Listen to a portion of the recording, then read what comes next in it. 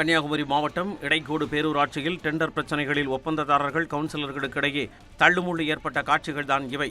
அருமனை அருகே உள்ள இடைக்கோடு பேரூராட்சியில் 18 வார்டுகள் உள்ளன. பேரூராட்சி தலைவியாக உமாதேவி என்பவர் இருந்து வருகிறார். தற்போது பேரூராட்சியில் பணிகளை டெண்டர் எடுக்க 47 ஒப்பந்ததாரர்கள் உள்ளனர். இந்த நிலையில் கடந்த சில நாட்களுக்கு முன்பு நடந்த பேரூராட்சி கூட்டத்தில் 47 ஒப்பந்ததாரர்களும் பணிகளை சம அளவில் பங்கிட்டு கொடுக்க வேண்டும் என்றும், இதனால் அனைத்து ஒப்பந்ததாரர்களுக்கும் பணி ஒப்பந்தம் கிடைக்கும் என்றும் தீர்மானம் நிறைவேற்றப்பட்டது.